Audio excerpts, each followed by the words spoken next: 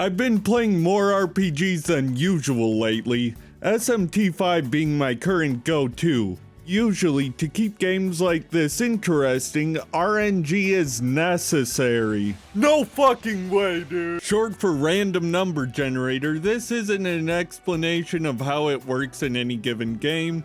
This is just me knowing of its existence, then changing my worldview inadvertently based off that, because I like to do normal things. Pizza, football, that's me. I viewed gaming as this escape to a new world. Like this is plausible, you know, this really could happen. When I did that, I didn't have friends, not because I was moving around non-stop or they just couldn't keep up with my brain power intellect, but because I wasn't really sociable. I vaguely remember having my first sort of depression breakdown anxiety attack, very scientific term, from as early as pre-K. I don't remember what it was about, of course. I mean, that was 2 decades ago. Jesus. So I had a lot of existential dread growing up. Some of it being my fault, like a direct result of my actions. Oh, why am I so dumb? You didn't study, that's why. The only reason I could even function at home was because video games was there. I got more interested in what made games exactly work, because what else was I gonna do? Talk to my friends about it? Oh wait! How is it that I could cycle through encounters and eventually find a... Then I learned about RNG, and this is gonna make computer science people angry because I don't have any fucking idea what I'm talking about. Basically, you ask for a number, it spits one out, then you check a chart for what that number means in the context of this moment. Except that all happens really, really ungodly fast. And I used to think, well, that applies to life too, right? Like, this is real life. You just put a scenario into life and who knows what'll happen. I have the safety and security in knowing, though, that whatever happens, I put the number in, gave it my best shot. Nothing else I could do. So I started going to a new school and something crazy happened. I started making friends, which is fucking crazy already. And I actually started doing okay in school. I went from an average of 20% in my classes to 80% within 1 year. Eventually, life happened. Moved away from the cities, moved back towards the cities, away from my parents who... They moved to a town that I could YouTube beef with the population of their town. That's fucking crazy. So eventually I'm talking to one of my buds from high school. The topic gets on RNG somehow, and I say, isn't it crazy how computers can pick entirely random numbers with zero prior context? He said, knowing a thing or two about a thing or two, what are you talking about? They can't do that. After looking into it more after that conversation, he was right.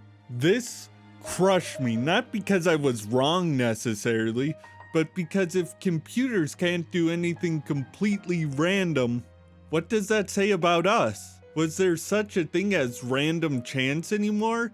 In non-loser terms, does anything I do really matter or make a difference? For years, I was pleased with the understanding that, hey, anything could happen. Maybe Rick and Morty become real life. That crazy, haha. But now I'm thinking, because the quarks interacted the way they did very long ago, was the way that every human thought and acted pretty much preordained?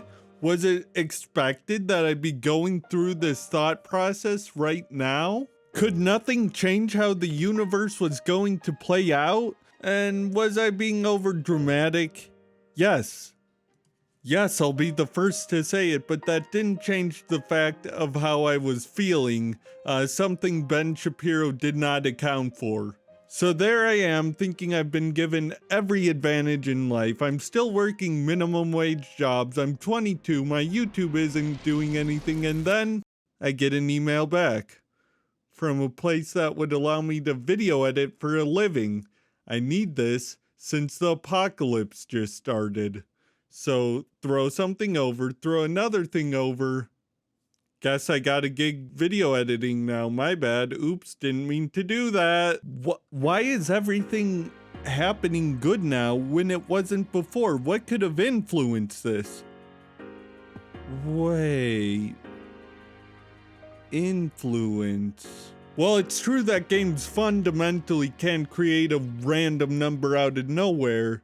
The way it chooses those numbers are very interesting and can be influenced. For example, in Paper Mario TTYD, each character of text on screen, each frame of that contributes to the RNG formula somehow. I don't know, I'm not a rocket scientist like some speedrunners. But it doesn't take the CEO of NASA to figure out if you're more motivated to do something, you'll probably more likely to do it.